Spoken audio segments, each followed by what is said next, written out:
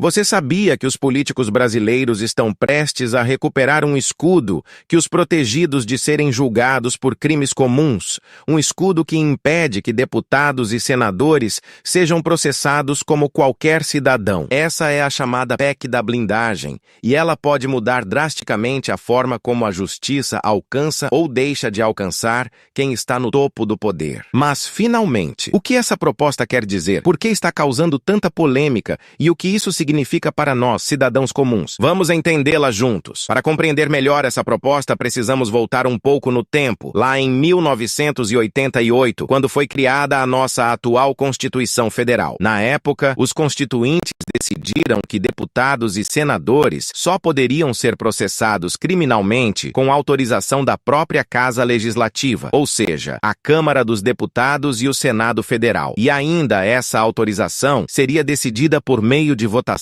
secreta e deveria em até 90 dias após a abertura de uma ação penal. Esse mecanismo nasceu como uma forma de proteger o parlamento de perseguições políticas e garantir que nenhum governo de plantão pudesse calar opositores usando processos criminais como arma. No início parecia uma ideia nobre, proteger a democracia. Na teoria e claro, mas na prática, com o passar dos anos, isso se transformou em um escudo de impunidade. Por causa de vários escândalos e denúncias de corrupção envolvendo políticos, a pressão popular cresceu. E ao longo do tempo, o Congresso acabou alterando essas regras. O voto secreto, por exemplo, foi derrubado. A ideia era que os parlamentares tivessem que se mostrar claramente como votaram, para que os eleitores pudessem cobrar seus representantes. Assim, por um tempo, parecia que o país avançava na transparência e no combate aos privilégios. Agora, porém, surge a chamada PEC da blindagem. Essa proposta pretende retomar exatamente aquelas regras antigas de 1988. Ou seja, se ela for aprovada, deputados e senadores só poderão ser processados criminalmente com autorização prévia da própria Casa Legislativa a que pertencem, e essa autorização voltará a ser decidida em votação secreta e com prazo máximo de 90 dias. Na prática,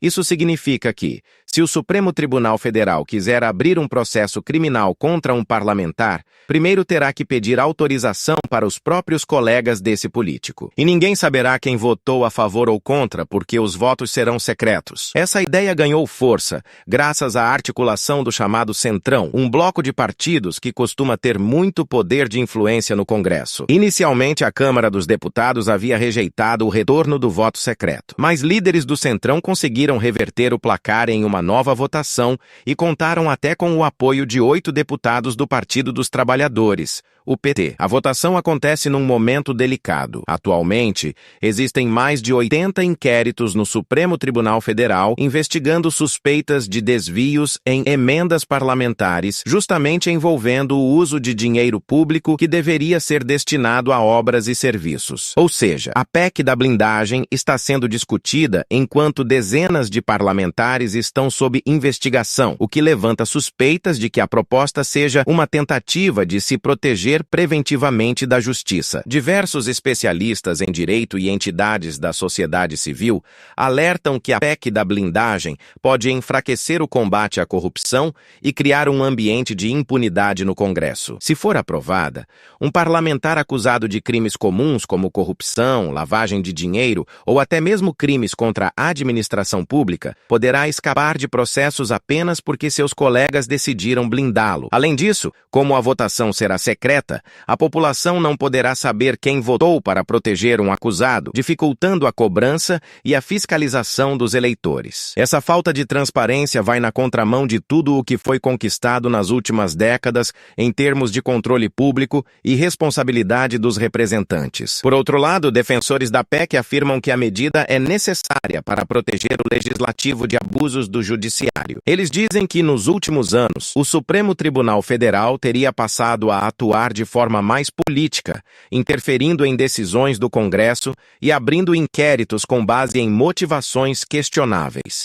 Para esses parlamentares, o retorno da exigência de autorização e o voto secreto seria uma maneira de garantir a independência entre os poderes, evitando perseguições. No entanto, os críticos responderam que, se houver abusos, eles deverão ser corrigidos por meio de instrumentos legais e institucionais, e não por meio da criação de barreiras que favoreçam a impunidade. O debate sobre o PEC da blindagem é, no fundo, um debate sobre qual deve ser o limite da imunidade parlamentar. A Constituição garante que deputados e senadores tenham imunidade por opiniões, palavras e votos, ou seja, não podem ser punidos por suas manifestações no exercício do mandato. Mas os crimes comuns, como corrupção ou peculato, deveriam ser julgados como qualquer outro crime. Se a PEC passar, essa linha fica muito mais tênue. E o risco é claro: quem poderá escapar da justiça simplesmente por ser ou fazer parte dela. Mas no fim, a grande pergunta que fica agora é: você acredita que os parlamentares precisam desse tipo de proteção? Ou você acha que isso é apenas uma forma de criar um escudo para evitar que sejam punidos por crimes comuns? O futuro da PEC da blindagem ainda está em disputa. Mas uma coisa é certa: ela pode mudar profundamente a forma como a justiça alcança ou deixa de alcançar quem faz as leis no Brasil. No caso, os parlamentares. E agora eu quero saber a sua opinião. Você acha que essa PEC fortalece a democracia ou abre as portas para mais impunidade? Deixe seu comentário.